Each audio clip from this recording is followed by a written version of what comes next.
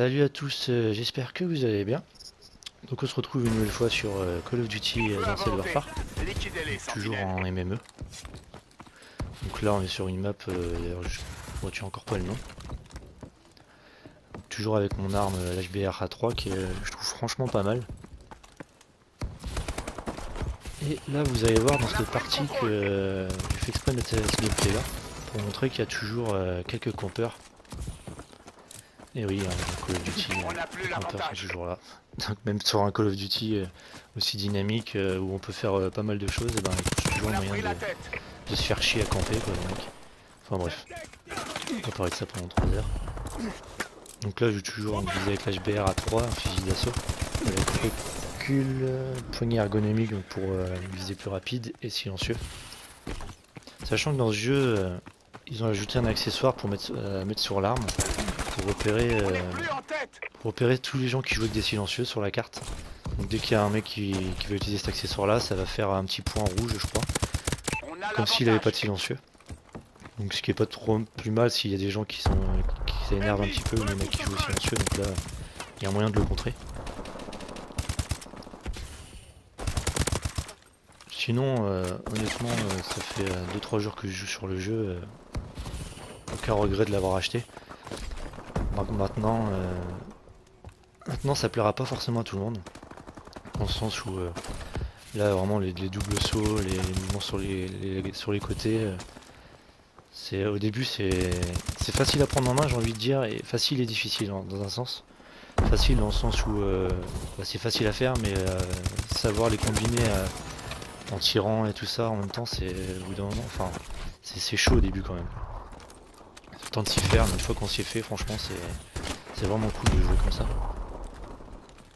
Ça change vraiment des anciens Call of. Donc là vous allez voir donc quelques campeurs par moment. Donc là j'en ai pas trop vu mais ils vont pas mal s'y mettre. Surtout un qui va voir pas trop loin de là d'ailleurs, je crois que je vais me faire tuer à ce moment là. Donc j'ai pris aussi l'atout pillard, qui est vraiment essentiel je trouve dans Call of. Drone de reconnaissance en attente. Avec le drone aussi en série de points. Donc j'ai dit pillard en atout. Un atout pour pas qu'on nous repère en Notre drone utilisant est activé. les capacités de l'exosquelette. Donc tout ce qui est double saut et tout ça, sinon on apparaît sur la carte. Vous voyez le campeur, il est là. Et lui je vais le voir pas mal de fois dans la partie, toujours ici.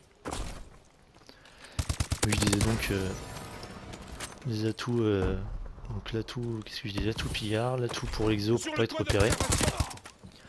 L'atout pour pas être repéré par les radars aussi. J'ai surtout pris des atouts comme ça. Sur le toit de la suite. C'est compris. Sachant qu'il n'y a pas de. Drone en Il attente. n'y a rien pour faire le rechargement plus rapide à faire un chargeur rapide en accessoire. Mais je le prends pas donc ça m'intéresse pas. Alors le rechargement est quand même assez Drone rapide allié sans ça. au-dessus. Pour parler aussi des graphismes du jeu, honnêtement, on voit qu'il y a du mieux. On a vraiment l'impression de voir Black Ops 2, j'ai envie de dire. Bah, en mieux bien sûr vu que c'est la PlayStation 4. Mais ils sont beaucoup inspirés de Black Ops 2. De toute façon c'est futuriste de toute façon. Mais là on voit que vraiment les graphismes sont vraiment beaucoup mieux que sur Ghost. Je dis pas que c'est un jeu magnifique. Donc là les Call of Duty sont pas réputés pour être magnifiques. Mais il y a quand même du mieux. Honnêtement je préfère quand même que le jeu soit moins beau. Et au niveau du gameplay que ce soit cool. Plutôt qu'un jeu super beau et puis qu'il soit dur à prendre en main. Là honnêtement, même les accélérations et tout, on voit que c'est vraiment fluide. Il y a vraiment beaucoup de plaisir à jouer à ce jeu. Vous voyez le campeur, hop, il était Drone toujours de là, reconnaissance en attente. avec son pote à côté. Je sais pas, il essaie de grimper là-haut, mais on peut pas. Notre drone est activé. C'est vrai qu'on peut monter sur pas mal de toits, mais pas tous les toits encore. Il y a vraiment des endroits qui sont pas accessibles. Hop, vous voyez, il est encore retourné. Donc les campeurs sont vraiment toujours aussi présents. Bon, pas autant, j'ai envie de dire, c'est le début, donc voilà. J'espère qu'au fur et à mesure, ça va pas faire comme sur Ghost où il y a eu de plus en plus de campeurs où c'était devenu injouable. Et au niveau donc tout ce qui est grenade, tout ça, j'en ai pas pris. Maintenant, je préfère avoir un atout de plus ou un accessoire sur mon arme ou quelque chose en plus plutôt que d'utiliser ça. Il y a des exo ability aussi, je crois Ils que ça sont s'appelle. coriaces. Donc qui Continuez à permet tirer. d'être invisible ou Frappeur d'avoir un d'ennemi bouclier, enfin des choses comme ça. Et honnêtement, ça c'est pareil, je le prends pas non plus. que étant donné que c'est une durée limitée, je vois pas trop l'intérêt de l'avoir. Drone ennemi Même s'il y en a au-dessus. à qui ça pourra servir, mais moi personnellement ça m'intéresse pas trop. Colis stratégique ennemi en approche. Il faudrait que j'essaye aussi d'autres modes de jeu, c'est vrai que je joue énormément à MME, il faudrait que j'essaye d'autres modes. Il y a le mode de Plank, enfin, je sais plus comment il s'appelle en français, avec la balle où il faut l'emmener dans une sphère ennemie pour marquer des points. Dites-moi d'ailleurs si ça vous intéresse d'autres modes de jeu et lequel, de préférence. Dans la cour centrale.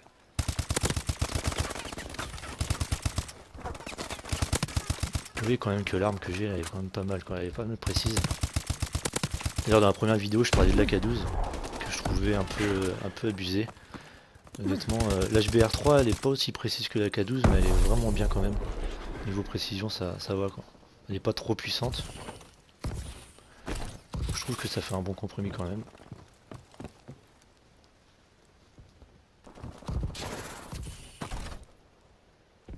Vous voyez que l'autre il est encore là-bas. Hop, ça fait plusieurs fois dans la partie, toujours le même quoi. Le pire c'est que à la limite il campe mais il campe toujours au même endroit quoi. À un moment donné,